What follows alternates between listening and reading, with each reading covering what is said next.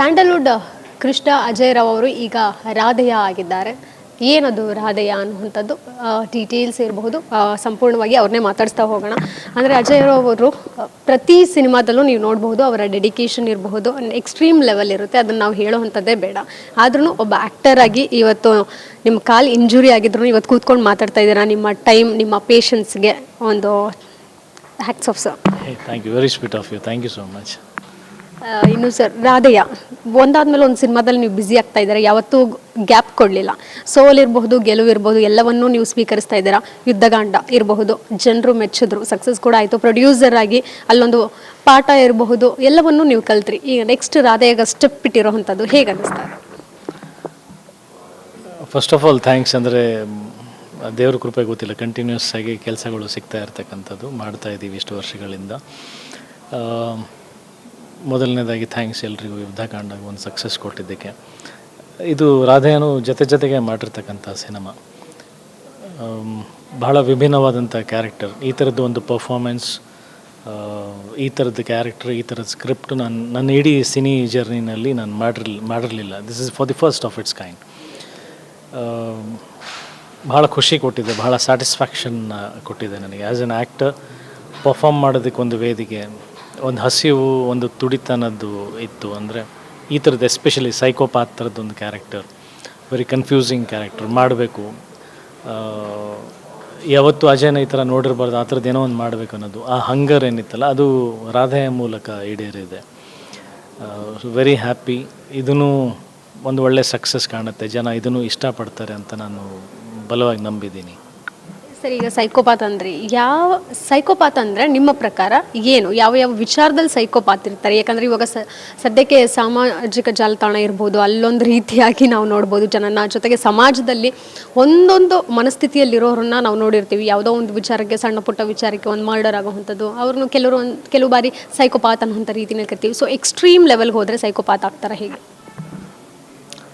Extreme level ಹೋದಾಗ, ತಮ್ಮ ಮಾನಸಿಕ ಸಂತುಲನ ಕಳ್ಕೊಂಡಾಗ ಏನು ಮಾಡ್ತಾ ಇದ್ದೀವಿ, ಅದು ಸರಿನಾ ತಪ್ಪ ಅಂತ ಗೊತ್ತಿಲ್ಲದೆ ಯಾವುದೋ ಒಂದು ಕ್ರೈಮನ್ನು ಮಾಡಬೇಕಾದ್ರೆ ಅದನ್ನು ಎಂಜಾಯ್ ಮಾಡ್ತಾನಲ್ಲ, that is a psycho. So ಇಲ್ಲಿ ನಿಮಗೆ ಅದನ್ನೇ ಹೇಳಿದ್ನಲ್ಲ, ಇವನು ಸೈಕೋಪಾತ ಅಥವಾ ನಿಜವಾಗ್ಲೂ ಹಂಗೆ ಮಾಡ್ತಾ ಇದ್ದಾನ, ಬೇಕಂತ ಮಾಡ್ತಾ ಇದ್ದಾನ, ಆ ಕನ್ಫ್ಯೂಷನ್ಸ್ ಕ್ರಿಯೇಟ್ ಮಾಡುತ್ತೆ. ಇವನು ವಿಲನ್ನ, ಹೀರೋನ. ಬಟ್ ಪರ್ಫಾರ್ಮೆನ್ಸ್ ನಿಮಗೆ ಒಂದು ಸೈಕೋಪಾತ್ ಪರ್ಫಾರ್ಮೆನ್ಸ್ ನಾನು ಮಾಡಿದ್ದೀನಿ ಅದರಲ್ಲಿ. But is it true, false ಏನು, ಅದೆಲ್ಲ ನೀವು ಸಿನಿಮಾನಲ್ಲಿ ನೋಡಿದಾಗಲೇ ಗೊತ್ತಾಗತ್ತೆ. ಅಜಯ್ ರಾವ್ ಅವರು ಯಾವತ್ತಾದರೂ ತಮ್ಮ ಜೀವನದಲ್ಲಿ ಕಂಟ್ರೋಲ್ ಮೀರಿದಾರಾ? ಯಾವುದು ಕೋಪ ಇರ್ಬೋದು ಅಥವಾ ಬೇಜಾರು ಇರ್ಬೋದು? ಕಂಟ್ರೋಲ್ ಇಲ್ಲ, ಕಂಟ್ರೋಲ್ ಮೀರಿಲ್ಲ ನಾನು. ಅಫ್ಕೋರ್ಸ್ ಕೋಪ ಮಾಡ್ಕೊಂಡಿದ್ದೀವಿ, ಬೇಜಾರು ಮಾಡ್ಕೊಂಡಿದ್ದೀವಿ, ಹತ್ತಿದ್ದೀವಿ, ನಕ್ಕಿದ್ದೀವಿ, ಎಲ್ಲ ಮಾಡಿದ್ದೀವಿ. ಬಟ್ ಎಲ್ಲನೂ ಕಂಟ್ರೋಲಲ್ಲಿದೆ, ಕಂಟ್ರೋಲ್ ಮೀರಿ ಯಾವತ್ತೂ ಹೋಗಿಲ್ಲ. ಇನ್ನು ಶೂಟಿಂಗ್ ಎಷ್ಟು ದಿನ ಇದು ಮಾಡಿದ್ರಿ ಸರ್? ಅಂದರೆ ನೀವು ಹೇಳಿದ್ರು ಯುದ್ಧಕಾಂಡ ಸಂದರ್ಭದಲ್ಲಿ ರಾಧೆಯ ಕೂಡ ನಾನು ಪರ್ಫಾರ್ಮ್ ಮಾಡ್ತಿದ್ದೆ, ಹೀಗಾಗಿ ಶೂಟಿಂಗ್ ಎಷ್ಟು ದಿನ ನೀವು ಭಾಗಿಯಾಗಿದ್ರಿ? ನಂಗೆ ಸಾರಿ ಎಕ್ಸಾಕ್ಟ್ಲಿ ಎಷ್ಟು ನಂಬರ್ ಆಫ್ ಡೇಸ್ ನನಗೆ ಗೊತ್ತಿಲ್ಲ. ಆ್ಯಂಡ್ ನಾನು ವರ್ಕ್ ಮಾಡೋ ವಿಧಾನನೇ ಹಾಗೆ. ನಾನು ಯಾವತ್ತೂ ಕೂಡ ಇಷ್ಟು ದಿನ ಡೇಟ್ಸು ಅದು ಯಾವತ್ತೂ ಹೇಳಲ್ಲ. ನೀವು 1 ವರ್ಷ ಮಾಡಿ, 2 ವರ್ಷ ಮಾಡಿ, ನಾನು ಇಲ್ಲ, ನಾನು ಯಾವತ್ತೂ ಅದನ್ನು ನನ್ನ ಇಡೀ ಜೀವನದ ಇಡೀ ಕರಿಯರ್ನಲ್ಲಿ ಯಾವತ್ತೂ ಮಾತಾಡಿಲ್ಲ. ನಂಗೆ ಅದ್ರ ಬಗ್ಗೆ ಗೊತ್ತೂ ಇಲ್ಲ. ಇಲ್ಲ, ನಾನು ಮುಂಚೆನೇ ಹೇಳ್ಬಿಡ್ತೀನಿ. ನಾನು ಇಷ್ಟು ದಿನನೇ ನನ್ನ ಡೇಟ್ಸು ಅದು ನಾನು ಯಾವತ್ತೂ ಹೇಳಲ್ಲ. ಇಡೀ ಪಿಕ್ಚರ್ ಬಂದು ಮತ್ತೆ ರೀಶೂಟ್ ಮಾಡಬೇಕಂದ್ರೆ ಅದೇ ಸಂಭಾವನೆಯಲ್ಲಿ ನಾನು ಇಡೀ ಪಿಕ್ಚರ್ ರೀಶೂಟ್ ಮಾಡಿಕೊಡ್ತೀನಿ ಬೇಕಿದ್ರೆ. ಒಂದು ಸಿನಿಮಾದ ಕಮಿಟ್ಮೆಂಟ್ ಅದು. ನಮ್ಮ ಹೊಟ್ಟೆಪಾಡಿಗೆ ದುಡಿತೀವಿ, ನಮ್ಮದು ಆದಂಥ ಒಂದಷ್ಟು ರಿಕ್ವೈರ್ಮೆಂಟ್ಸ್, ಬೇಸಿಕ್ ನೀಡ್ಸ್ ಅಷ್ಟಕ್ಕೆ ಬಿಟ್ಟರೆ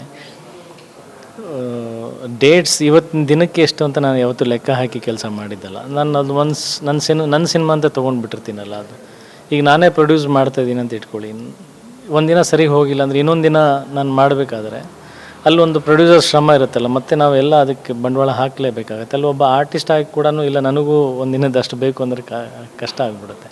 ಅದು ಗೊತ್ತಿಲ್ಲ, ನನ್ನ ಪ್ರೊಸೀಜರ್ ಹಾಗೆ, ನಾನು ವರ್ಕ್ ಮಾಡೋ ಸ್ಟೈಲ್ ಹಾಗೆ. ನಾನು ಯಾವತ್ತೂ ನಂಬರ್ ಆಫ್ ಡೇಸ್ ಲೆಕ್ಕ ಹಾಕಲ್ಲ.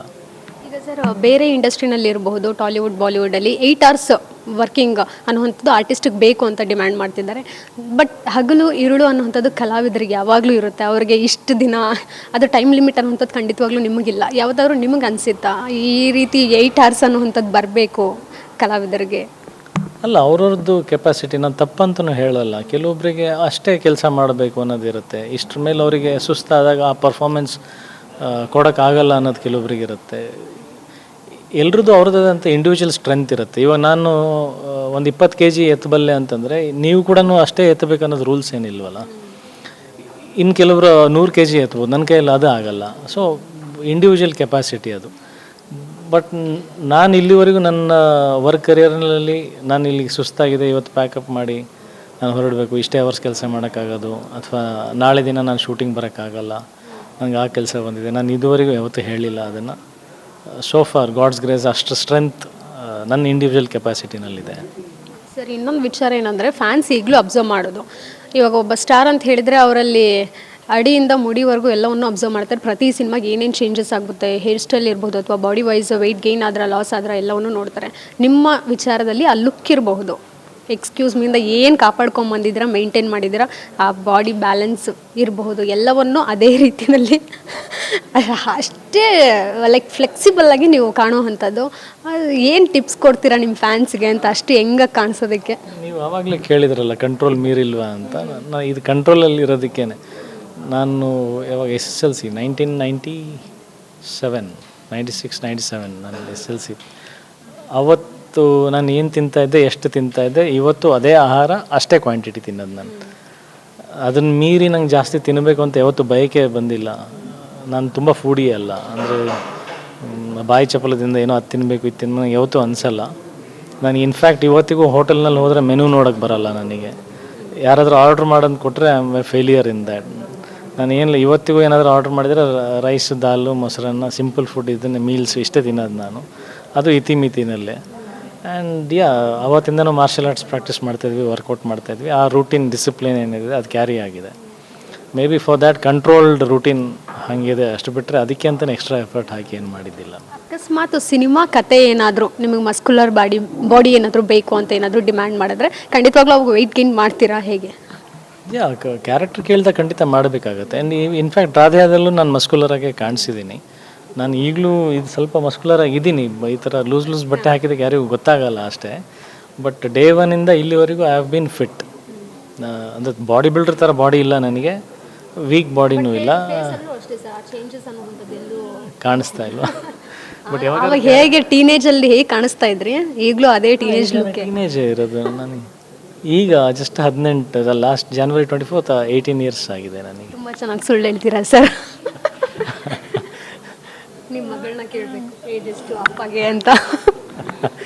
ಇಲ್ಲ, ಹಾಗೆ ಅಂದ್ಕೊಂಡಿದ್ರೆ ಇರ್ತೀವಿ.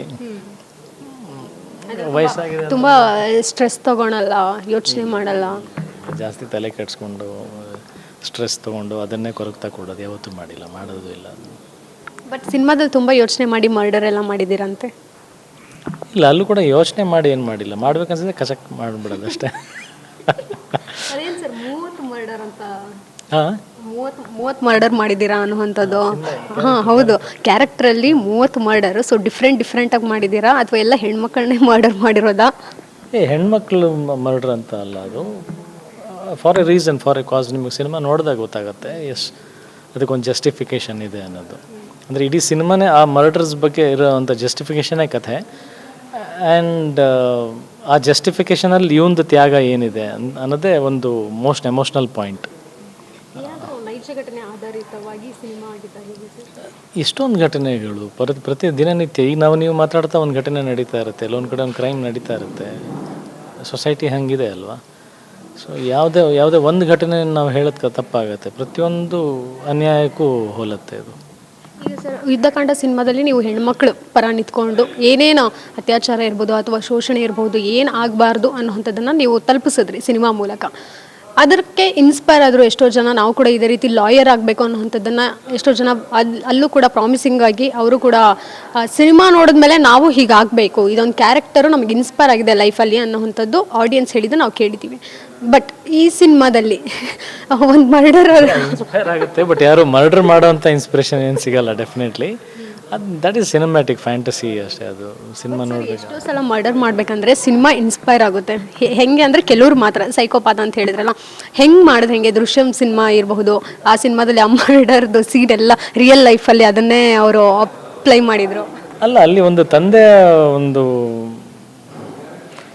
ಕನ್ಸರ್ನ್, ಅಂದರೆ ಮಗಳ ಮೇಲೆ ಇರ್ತಕ್ಕಂಥ ಪ್ರೀತಿ, ಆ ಎಮೋಷನ್ ಜಾಸ್ತಿ ಇನ್ಸ್ಪೈರ್ ಆಗಬೇಕು ಹೊರತು ಮಾಡಿರ್ತಕ್ಕಂಥ ಕೃತ್ಯ ಅಲ್ಲ. ಸಿನಿಮಾನು ಅದೇ, ನಾವು ಸಿನಿಮ್ಯಾಟಿಕ್ ಲಿಬರ್ಟಿ ತೊಗೊಳ್ತೀವಿ. ನಾವು ಇವಾಗ ರಿಯಲ್ ಲೈಫಲ್ಲಿ ಹೋಗಿ ಮರ್ಡ್ರ್ ದೂರದ ವಿಚಾರ, ಯಾರಿಗೂ ಹೊಡೆಯೋಕ್ಕೂ ಆಗಲ್ಲ. ಇವಾಗ ಅವ್ನು ತಪ್ಪಿತಸ್ಥ ಆಗಿದ್ರು without any proofs, without any proper authentication ನಾವು ಅವನ ಮೇಲೆ ಒಂದು ಬ್ಲೇಮ್, ಒಂದು ಅಪವಾದನೂ ಹಾಕೋಕ್ಕಾಗಲ್ಲ ಇವತ್ತು ಅಲ್ವಾ. ತಪ್ಪಾಗೋದೂ ಒಂದು ಕ್ರೈಮ್ ಆಗಿಬಿಡುತ್ತೆ. ಅದಕ್ಕೆ ಒಂದು ನ್ಯಾಯಾಂಗ ವ್ಯವಸ್ಥೆ ಅನ್ನೋದಿದೆ.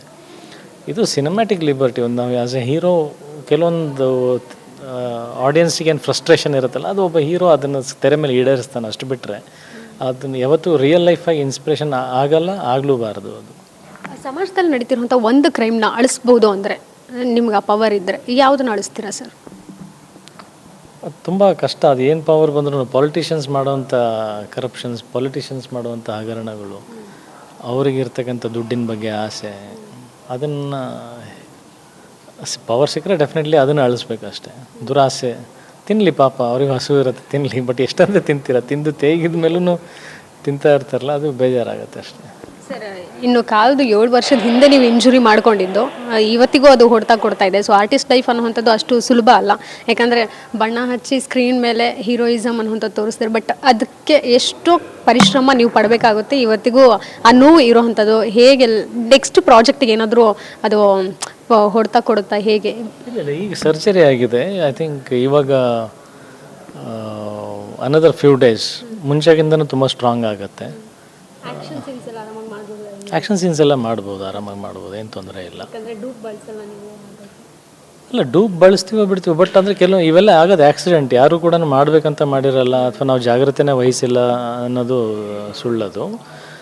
ಹೆಂಗಾಗತ್ತೆ ಅನ್ನೋದೇ ಗೊತ್ತಿರಲ್ಲ. It's accident. ರೋಡಲ್ಲಿ ಹೋಗ್ತಾನೂ ಆಕ್ಸಿಡೆಂಟ್ಸ್ ಆಗುತ್ತೆ. ಹೆಲ್ಮೆಟ್ ಹಾಕ್ಕೊಟ್ಟಿರ್ತೀವಿ, ಎಲ್ಲ ಪ್ರಾಪರ್ ರೋಡ್ ಇದ್ರೂ ಒಂದೊಂದ್ಸಲ ಸ್ಲಿಪ್ ಆಗಿ ಬೀಳುತ್ತೆ, ಒಂದ್ಸಲ ಗಾಡಿ ಕೆಡುತ್ತೆ, ಏನೋ ಒಂದು ಆಗುತ್ತೆ. ಇಟ್ಸ್ ಆಕ್ಸಿಡೆಂಟ್ ಅಷ್ಟೇ.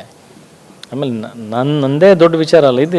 ಎಷ್ಟೊಂದು ಜನ ಆರ್ಟಿಸ್ಟ್ಗಳಿಗಾಗಿದೆ, ಎಷ್ಟೊಂದು ಜನ ಕಲಾವಿದರಿಗಾಗಿದೆ. ನಮ್ಗಿಂತ ಗ್ರೇಟ್ ಎಷ್ಟೊಂದು ಜನ ಆರ್ಮಿನಲ್ಲಿರೋರು, ರೈತರು, ಅವ್ರು ನಮ್ಗಿಂತ ಆರ್ಟಿಸ್ಟ್ ಲೈಫ್ ಈಸಿ ಅಲ್ಲ ಅಂತಿರಲ್ಲ. ಅವ್ರ ಲೈಫ್ ಇನ್ನೂ ನಮ್ಗಿಂತನೂ ಭಯಂಕರ ಕಷ್ಟ ಅಲ್ವ. ನಮಗೆ ಎಷ್ಟೊಂದು ಲಕ್ಸುರೀಸ್ ಇದೆ. ಅಟ್ಲೀಸ್ಟ್ ಯಾರೋ ಬಂದು ಪ್ಯಾಂಪರ್ ಮಾಡ್ತಾರೆ, ಕೇರ್ ಮಾಡ್ತಾರೆ, ಅಭಿಮಾನಿಗಳು ಪ್ರಾರ್ಥನೆಗಳು ಮಾಡಿಕೊಳ್ತಾರೆ. ನಮಗಿಂತ ತುಂಬ ಶ್ರೇಷ್ಠವಾಗಿರ್ತಕ್ಕಂಥ ಪ್ರೊಫೆಷನ್ಸ್ ತುಂಬ ಇದ್ದಾವೆ. ಇನ್ನು ಸರ್, ಸೋನಲ್ ಅವರು ರಿಪೋರ್ಟರ್ ಆಗಿ, ಅದು ಕ್ರೈಮ್ ರಿಪೋರ್ಟರ್ ಆಗಿ ಕಾಣಿಸ್ಕೊಂಡಿರೋವಂಥದ್ದು, ಅವ್ರ ಪಾತ್ರದ ಬಗ್ಗೆ ಎಷ್ಟು ಹೆಮ್ಮೆ ಅನಿಸ್ತು ನಿಮಗೆ? ಯಾಕಂತ ಹೇಳಿದ್ರೆ ನಮ್ಮ ಒಂದು ಕ್ಯಾರೆಕ್ಟರ್ನೇ ನಿಮ್ಮ ಸಿನಿಮಾದಲ್ಲಿ ತೋರಿಸ್ತಾ ಇದ್ದೀರಾ. ಅದರಲ್ಲಿ ಒಂದು ಕ್ರೈಮ್ ರಿಪೋರ್ಟರ್ ಪಾತ್ರ ಮಾಡಿದ್ದಾರೆ ಅವರು. ಬಟ್ ಅದೊಂದು ಪ್ರೊಫೆಷನ್, ಅಂದರೆ ಆ ಪಾತ್ರಕ್ಕೆ ಒಂದು ಪ್ರೊಫೆಷನ್ ಅದು. ಬಟ್ ಅದರ್ವೈಸ್ ಒಂದು ಹೆಂಡತಿಯಾಗಿ, ಒಂದು ಪ್ರೇಯಸಿಯಾಗಿ ಒಂದು ಅದ್ಭುತವಾದಂಥ ಪಾತ್ರ ಅದು. ಒಂದು ಹುಡುಗನ್ನ, ತನ್ನ ಕಷ್ಟಗಳನ್ನು, ಅದನ್ನೆಲ್ಲ ಅರ್ಥ ಮಾಡ್ಕೊಳ್ಳೋಂಥ ಒಂದು ಹೆಣ್ಣು.